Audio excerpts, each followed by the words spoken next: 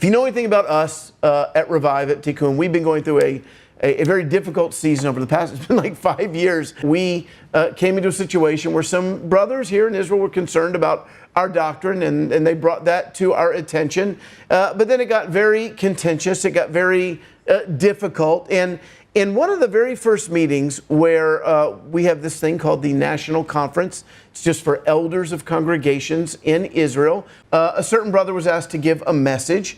Turns out he was the primary one leading the campaign against Tikkun. One of the things he seemed to say about us was that we love unity, but we don't love truth. Truth is triumphant over unity, but we love unity too. And you know who else loved unity? Paul the Apostle. And so it kind of, if you heard this message, it was like, yeah, unity's sort of important, but truth is king. Unity is a pretty big deal in the new covenant. This is Philippians chapter 4, verses 2 and 3. I plead with Euodia, I plead with Syntyche to be of the same mind in the Lord. Yes, and I ask you, my true companion, help these women, since they have contended at my side in the cause of the gospel, along with Clement and the rest of my co-workers. If you go back to Acts chapter 16, when the Philippian congregation is founded, it starts with Paul finding this woman by the name of Lydia and a bunch of other women. So maybe Euodia and Syntyche, they're part of this group of women that were God-fearing Gentiles who came to faith in Yeshua, right? All throughout Philippians, Paul is talking about being of one mind, one heart, one spirit. Paul is writing this whole book because of the division between these two women. Let me just break it down into 7 parts that addresses unity.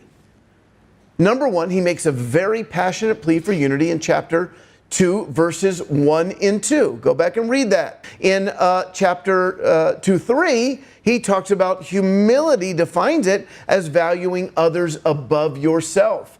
Number 3, he tells them in 2:4 to not only look to their own interests, but to help others achieve their goals. And then the boom, it comes down in verse 4. He's like, oh, you think you're something? You think you're special?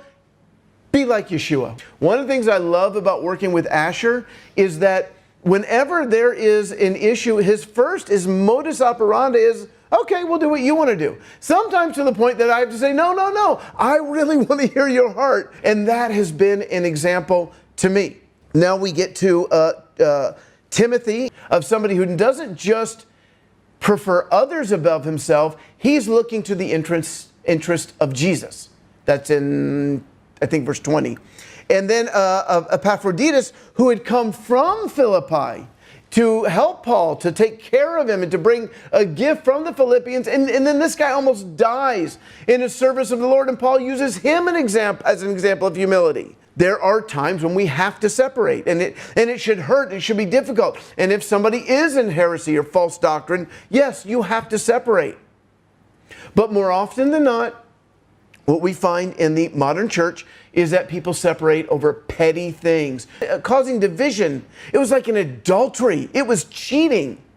It was a very serious issue. And then in chapter 3, verses 12 through 14, all I care about is just running the race. I just want to run the race. For him, the prize was the souls of men. And read 1 Corinthians 1, 3, and 11, where he talks about this issue of schism. And then he rebukes them in verse 10, he rebukes them for their division. I appeal to you, brothers and sisters, in the name of the Lord Yeshua the Messiah, that all of you agree with one another in what you say, that there would be no divisions among you, that you would be perfectly united in mind and thought. Typically when we don't agree, it's not over issues of doctrine. It's over jealousy. It's over pettiness. It's over I'm more important than you. You know, one of the reasons I love serving with Tikkun is because we have unity. Now, when I say unity, that doesn't mean that we don't have issues. There is not one leader in Tikkun that I have not had a serious altercation with. The issue is that we're still together. We've walked together for now, I've been in part of Tikkun since the late 80s, but they've been together since the early 80s, and we have not yet had a single division among us. And it's not because we don't fight. It's not because we don't get offended. It's not because we don't get angry. It's because we see the sin of schism as sin, and we want to walk together. So we overcome any issues because we want to be of one mind and one heart. Have you caused division in your congregation? Listen to this. Don't you know that you yourselves are God's temple and that God's Spirit dwells in your midst?